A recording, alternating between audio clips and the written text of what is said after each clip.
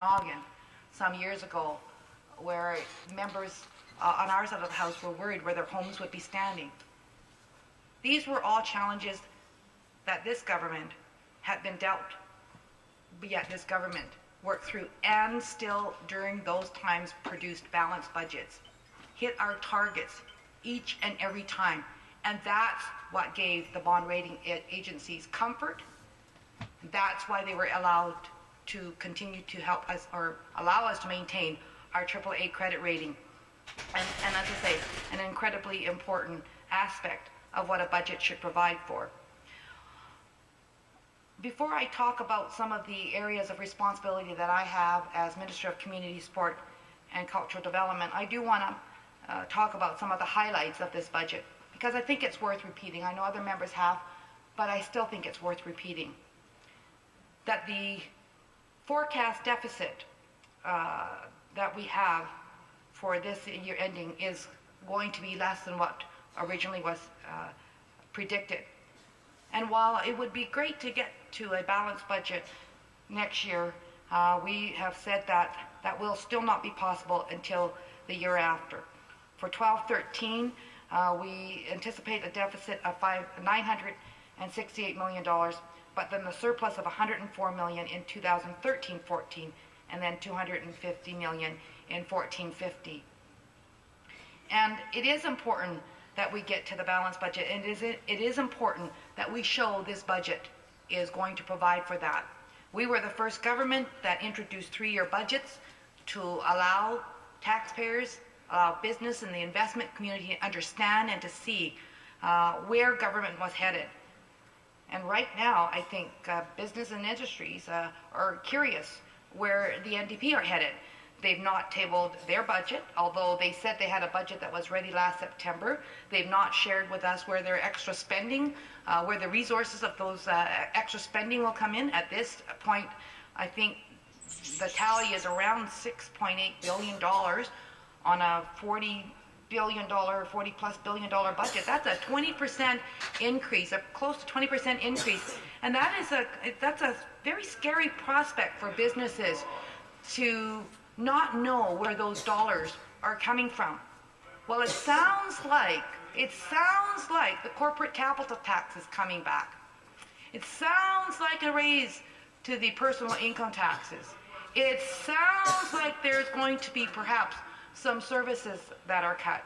So, without the NDP opposition and the leader providing us with some of those details, which he said he had available last September, he leaves everybody to speculate on that. So I hope that he will table his budget. I hope that he will share with taxpayers where those dollars are going to be, because I know as he travels around the province, which he has been doing, he will be asked where those dollars are going to be spent. And I think would have to agree that people are rightfully concerned, because I can tell you the one tax that scared away investment and did it for over a decade was in fact the corporate capital tax. The investment community just did not understand it whatsoever, because it wasn't a tax on profit. It was actually a tax on having assets. And the people in the business community understand that if they make money, yes, they should pay taxes. There'll always be differences of opinion on how much they should pay. But they don't necessarily agree that you should be paying tax on assets, especially when you don't own them outright. Because that's in fact what the corporate capital tax is. I don't know if members really spent the time to understand that, but it was a tax that did not factor in the net value of the asset. It did in fact tax assets. And so when you have the investment community who are prepared to bring some dollars in to buy a warehouse or to buy some land and build a plant and hire hundreds, if not thousands of people, and perhaps not have a profit for the first 5 or 6 years, but be told that they could possibly be paying tax, which is then called the corporate capital tax, you have to wonder why they would even consider locating to British Columbia. But that's where it sounds like the NDP are headed. And I know they might think it's irrelevant, but that is absolutely the tax that they would like to bring back. But what was more surprising, Honorable Speaker, is it was not a tax that they brought in. It was actually a tax that was brought in by Bill Vander Zalm. And in fact, it was Mike Harcourt who said he wanted to get rid of it. But he didn't. And that was quickly silenced because they didn't know exactly what needed to be done. So, as I say, Honorable Speaker, I think it's important to raise those questions, as those questions are being raised for those of us who are traveling around the province as well. The other highlights of Budget 2012, it certainly projects modest economic growth over the next 3 years, but it really talks about containing spending growth. And it's going to contain that growth to an average of 2%. Healthcare and education budgets, as always, are being protected. And it's very strange, but it's anticipated. This is what the NDP, they're promoting the words of these budgets being cut. But if you take a look, if you want to be honest, and you pull the blue books out each and every year and line them all up, you will see that every successive budget for healthcare and education since 2001 has increased.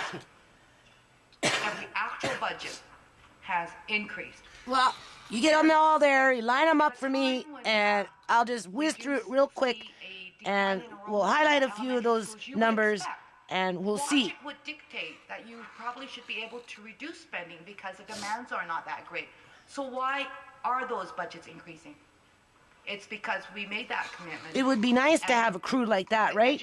They just come and put it all on the table for you, and you can go from one budget to the next budget to the next budget to the next budget. And, you know, everything's kind of like ready to go. And, you know, you could probably go through it within a couple of hours. Some new tax measures that benefit seniors. But you got to do it my way.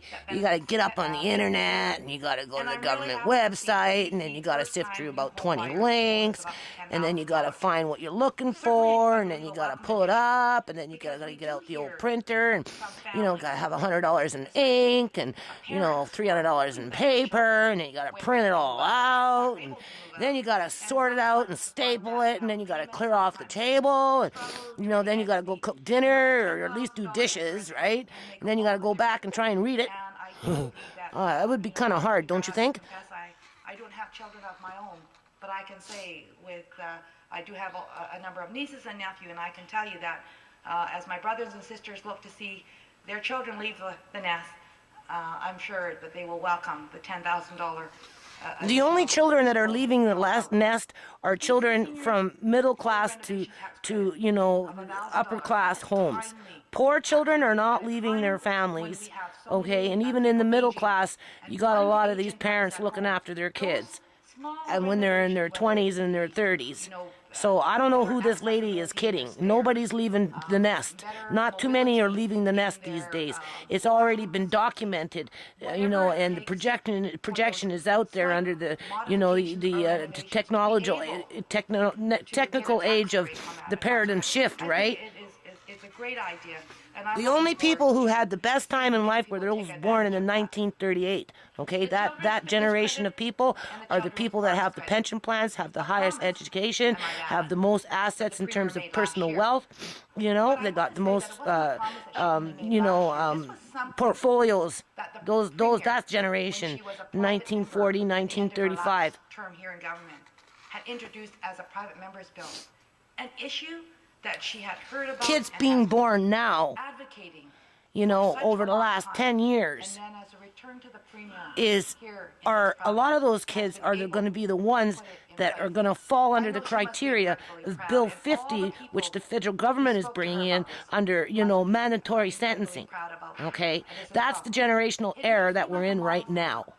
But sometimes nobody's leaving the nest. They're leaving the nest to go to jail. To drive a family to look into those kinds of spending. This is what I don't like about the Liberal government. You know, they sit up there and they talk just for a few. They don't talk for the collective. They really don't. And I know the opposition has made a lot of hay about the fact that we're not reducing. You don't think us poor people wouldn't like to live the way these people live? Obviously, but the thing is, here's the problem. We don't get the opportunities that because of money buys. floor that is changing, You know, although because it that's what becomes a basically the fiscal principle in our challenges that society we comes face. down to. If I you got the money, you get what you understand that in want. this particular instance, You know, it would be if you wise committed a crime and you got the money, you're not going to that get we charged do for hold it. off It's going to be on shifted driving off somewhere that else. down The even past further. buck, whatever the Because fuck, even right? at 2.5%, we still would have one of the lowest small business tax rates. And we shouldn't just look at it as a tax. And I try to be fair about this. You know, I do. But again, you know, I've been hacked up so many times that, you know, some of my wounds are still open. So, you know, like I said from the beginning of this little series, maybe this will be a healing moment for me. You know, I'm not doing this every day. I don't even have them on every day. You know, but I used to every day, all day. I touched upon a number of And then along came the Well, I nonprofit. think what really is important is that the fact that And now we're at the jobs point where I just want to take it, put it in a box, and go take it to the building and drop it off at the doorstep. will provide us an opportunity to help those sectors that create very high-paying jobs to continue to exist and expand, which in turn will affect other That's for the sectors 80% that and allow make us it to out of college. eventually expand Okay? and How put many more focus on out of those areas. 100% that get out of One high the school areas, of course, go to is the college? high-tech, sector as well. It's not 80% of And I high think school that's students, I can important. tell you that And I right now. mention that But because, in 2017, they're saying that you need 80% of the workforce has to have some form of a post-secondary education. 80% of the workforce in 5 years from now. This city has been able to But yet we know 80% of high school students, you know, leaving the system aren't going to college. So you do the math. large company, but Microsoft And people are leaving the nest. What nest are they going to? You can't even. There's not even affordable housing in BC. There's, you know, unless of course you got a silver spoon in your mouth. because we've You know, invested in training. some parent that can wheel and deal on the side when they're, you know, out there doing something during the day, Discipline right? here in this government, and a drive to have the lowest taxes that we can and that we can afford. That they also believe that their investment dollars are safe here, and that is the.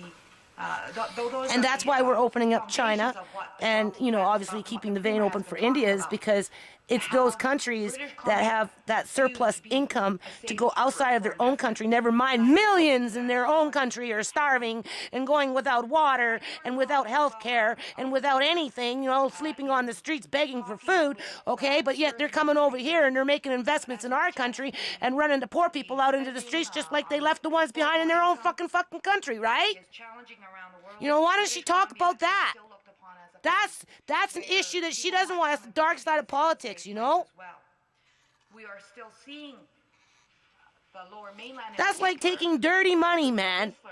China, give me your money, you know, at the expense of starving your own people so I can sit up there and talk about how everybody's leaving the nest in BC Games, the 2010 Olympic and Paralympic without doing the research. The amount of exposure that we received at the time was phenomenal, to say the least.